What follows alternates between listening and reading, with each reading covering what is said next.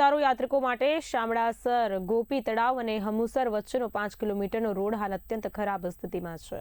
આ માર્ગ પર ખાડાઓ અને તૂટેલા ભાગોને કારણે વાહન ચાલકોને મુશ્કેલીઓનો સામનો કરવો પડે છે। અનેક વખત નાના મોટા અકસ્માતોની ઘટનાઓ બનતી હોવા છતાં તેનો અવાજ સરકારી તંત્ર સુધી પહોંચતો નથી। શામળાસર હમુસર વચ્ચેનો 5 કિલોમીટરનો રોડ ખખડધજ હાલતમાં જોવા મળી રહ્યો છે। યાત્રાધામ દ્વારકા આવતા મોટા ભાગના યાત્રિકો બેટ દ્વારકા જવા આ રોડનો ઉપયોગ કરે છે, ત્યારે ચરકલાથી આરંભડા સુધી 31 કિલોમીટરનો નવો રોડ બન્યો, પરંતુ ગોપી તળાવ પછીનો 5 કિલોમીટરનો રોડ માત્ર રિપેર થયો, જેથી વરસાદી પાણી ભરાતા સમસ્યા વધુ ગંભીર બને તેમ છે।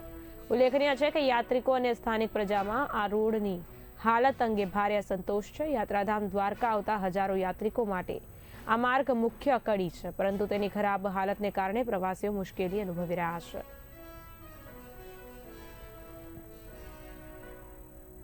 અત્યારે આપણે ચરકલા આરંભડા રોડ ઉપર ઊભા છીએ। દેવભૂમિ દ્વારકાના દ્વારકા તાલુકાનું જે યાત્રાધામ બેટ દ્વારકા છે, આ બેટ દ્વારકા જવા માટે આ રોડનો ઉપયોગ કરવામાં આવે છે। મિત્રો, સુદર્શન સેતુ બની ગયા પછી યાત્રિકોનો પ્રવાહ દ્વારકા તરફ વધ્યો છે।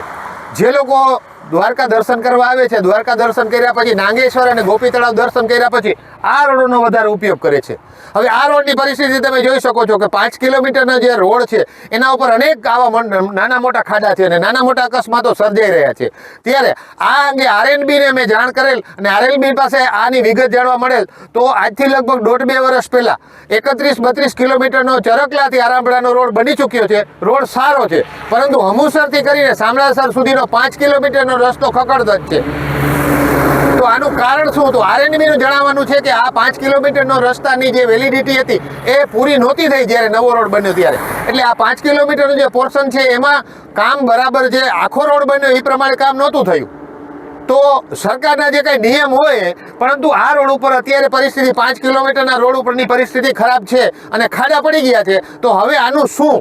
તો આ બાબતે આરએનબીનું જણાવવાનું છે કે અહીંયા પાણી ભરાય છે અને વારંવાર રોડ તૂટે છે, એના હિસાબે આ 5 કિલોમીટરનો રસ્તો સીસી રોડ બને એના માટે સરકારને દરખાસ્ત કરેલી છે। તો જ્યારે સરકારને દરખાસ્ત કરેલી છે તો આ દરખાસ્ત મંજૂર થાય, એજન્સીને કામ મળે, એજન્સી કામ કરે તો 1.5-2 વર્ષ જેવો સમય નીકળી જાય।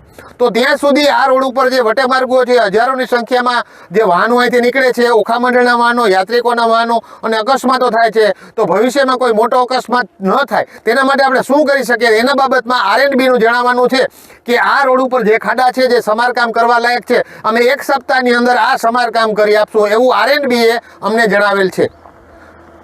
આજે આ રોડની જે કંઈ પરિસ્થિતિ છે, આજુબાજુના જે કંઈ ખેડૂતો છે અથવા જે વટેમાર્ગો છે તેમને અમને ફોન કરીને જણાવેલ કે આ રોડની પરિસ્થિતિ ખરાબ છે, નાના મોટા અકસ્માતો થાય છે, એના માટે થઈ અને આજે આરએનબીને આ અંગે જાણતા તેમને આ 1 સપ્તાહની અંદર આ રોડનું સમારકામ ચાલુ કરવાની વાત કરેલી।